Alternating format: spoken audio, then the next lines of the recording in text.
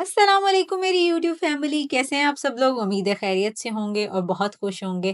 ہمیشہ کی طرح ویلکم کرتی ہوں آپ کا ایک نئی سٹوری کے ساتھ، ایک نئے لیسنز کے ساتھ۔ تو آج کی ہماری سٹوری کا عنوان ہے اللہ پر یقین، ایک مکمل تفصیلی کہانی جو کہ ایک ماں اور اس کے بیٹے کی ہے۔ سورج ڈھل رہا تھا، شام کے سائے آ رہے تھے اور گاؤں کا ماحول خاموشی میں ڈوبا ہوا تھا۔ ہوا میں خنکی تھی اور پرندے آسمان میں اپنے گھونسلوں کی طرف واپس جا رہے تھے۔ گاؤں کے ایک کچے سے مکان میں 10 سالہ لڑکا عمل اپنی بیمار ماں مریم کے لیے کچھ کھانے کا انتظام کر رہا تھا۔ چولہے پر ہلکی آنچ پر دال پک رہی تھی اور عمل ہاتھوں سے پرانی روٹیوں کو گرم کرنے کی کوشش کر رہا تھا۔ مریم کھانستے ہوئے بستر پر لیٹی ہوئی تھی۔ ان کے چہرے کی زردی اور کمزوری سے واضح کر رہا تھا کہ وہ شدید بیمار ہیں، مگر غربت اور وسائل کی کمی کی وجہ سے وہ دوا دارو سے محروم تھی۔ عمل کے دل میں ایک عجیب سا دکھ تھا، مگر اس کے چہرے پر ہمت اور صبر چھلک رہا تھا۔ بیٹا، کیا تم نے آج اللہ سے دعا کی ہے؟ مریم نے کمزور الفاظ میں پوچھا۔ اس کی آواز بہت زیادہ کمزور تھی کیونکہ بیمار تھی۔ عمل نے ہلکی سی مسکراہٹ کے ساتھ جواب دیا، جی امی، میں نے اللہ سے دعا کی ہے کہ وہ ہمیں اس مشکل وقت سے نکالیں۔ مریم نے پیار سے عمل کو دیکھا اور کہا، اللہ اپنے بندوں کو کبھی اکیلا نہیں چھوڑتا، تمہیں ہمیشہ اس پر یقین رکھنا چاہیے۔ عمل نے سر ہلایا اور اس کے دل میں اپنی ماں کی باتوں سے حوصلہ پیدا ہوا۔ وہ جانتا تھا اللہ آزمائش میں ڈالتا ہے، مگر وہی آزمائش کا حل بھی دیتا ہے۔ باب نمبر 2، روزی کی تلاش۔ اگلی صبح عمل جلدی سے بیدار ہوا۔ اس نے فجر کی نماز ادا کی اور اپنی ماں کے لیے دعا کی۔ پھر وہ اپنی پرانی جوتی پہنتے ہوئے بولا، امی، میں باہر جا رہا ہوں، کوئی کام ڈھونڈوں گا تاکہ کچھ پیسے کما سکوں اور تاکہ میں آپ کا علاج کروا سکوں۔ مریم نے دعا دیتے ہوئے کہا، اللہ تمہیں کامیاب کرے میرے بیٹے، ہمیشہ یاد رکھنا، صبر اور محنت کے ساتھ اللہ کا نام لو، وہ ضرور مدد کرے گا۔ عمل دل میں دعا کرتے ہوئے گھر سے نکلا۔ اس کے پاس نہ تو کوئی پیسہ تھا اور نہ ہی کوئی بڑی امید، مگر اس کے دل میں اللہ پر بھروسہ تھا۔ وہ جانتا تھا کہ اللہ پر یقین رکھنے والوں کے لیے کوئی نہ کوئی راستہ ضرور نکلتا ہے۔ وہ گاؤں کی سنسان گلیوں سے گزرتا ہوا بازار کی طرف بڑھا۔ وہاں دکاندار اپنی دکانیں کھول رہے تھے اور لوگ اپنے روزمرہ کے کاموں میں مصروف تھے۔ عمل نے سوچا وہ کسی دکان پر جا کر کام مانگے گا۔ باب نمبر 3، پہلی ناکامی۔ عمل نے سب سے پہلے بیکری کی دکان پر جانے کا فیصلہ کیا۔ وہ رحیم چچا تھے جو عمل کو بچپن سے جانتے تھے۔ السلام علیکم رحیم چچا، کیا آپ کے پاس کوئی کام ہے جو میں کر سکوں؟ عمل نے عاجزی سے پوچھا۔ رحیم چچا نے عمل کی طرف دیکھا اور افسوس سے کہا، بیٹا، ابھی تو کوئی کام نہیں ہے، لیکن ہمت نہ ہارنا، اللہ سے دعا کرو، وہ تمہارے لیے ضرور کوئی راستہ نکالے گا۔ عمل نے مسکراتے ہوئے رحیم چچا کا شکریہ ادا کیا اور آگے بڑھ گیا۔ وہ ایک دکان سے دوسری دکان پر گیا، مگر ہر جگہ سے اسے یہی جواب ملا، ابھی کوئی کام نہیں ہے۔ لیکن اس نے صبر اور شکر کا دامن اپنے ہاتھ سے نہ چھوڑا، اس نے ہمت نہیں ہاری، وہ اپنی کوشش میں لگا رہا۔ باب نمبر 4، امید کی کرن۔ مایوسی کے باوجود عمل نے ہار نہیں مانی۔ اس کے ذہن میں اپنی ماں کے الفاظ گونج رہے تھے، اللہ اپنے بندوں کی مدد ضرور کرتا ہے۔ چلتے چلتے عمل کی نظر ایک بڑی گاڑی پر پڑی جس پر اناج کی بھاری بوریاں لدی ہوئی تھیں۔ وہاں کچھ مزدور کھڑے بحث کر رہے تھے، آج مزدور ہی نہیں آئے، یہ گاڑی شہر تک کون لے کر جائے گا؟ ایک شخص نے اونچی آواز میں کہا۔ عمل نے ہمت کرتے ہوئے کہا، میں لے جا سکتا ہوں۔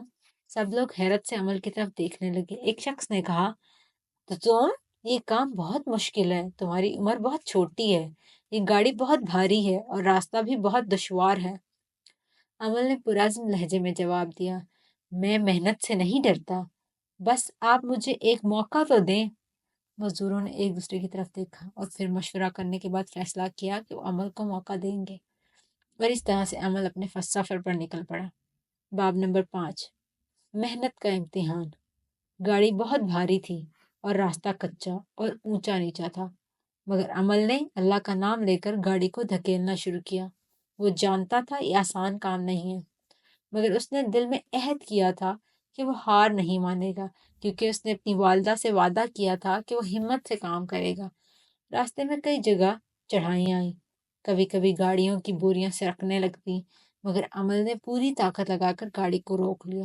ہر قدم پر وہ اللہ سے دل میں دعا کرتا تھا، یا اللہ میری مدد کرنا، مجھے ہمت دینا۔ آخرکار کئی گھنٹوں کی محنت کے بعد عمل گاڑی کو منزل تک پہنچانے میں کامیاب ہو گیا۔ مزدور عمل کی محنت اور ہمت سے بہت متاثر ہوئے۔ انہوں نے عمل کو نہ صرف 10 سکے دیے بلکہ اسے دوا کا ایک پیکٹ بھی دیا تاکہ وہ اپنی ماں کا علاج کرا سکے۔ عمل کی خوشی کا کوئی ٹھکانہ نہ تھا۔ اس نے فوراً اللہ کا شکر ادا کیا اور خوشی خوشی اپنے گھر کی طرف روانہ ہو گیا۔ باب نمبر 6، امتحان اور انعام۔ گھر پہنچتے ہی عمل نے اپنی ماں کو ساری بات بتائی۔ مریم نے عمل کو گلے لگایا اور کہا، بیٹا تم نے اللہ پر بھروسہ کیا، اللہ نے تمہیں اس کا صلہ دیا۔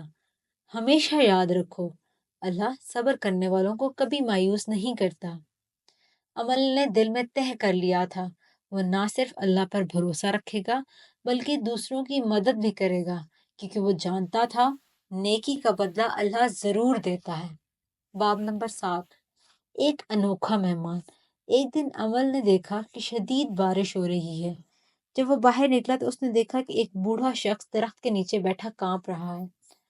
عمل کو اس پر بہت ترس آیا۔ وہ بھاگ کر اس کے پاس گیا اور کہا، بابا آپ یہاں کیوں بیٹھے ہیں؟ آپ کا گھر نہیں ہے؟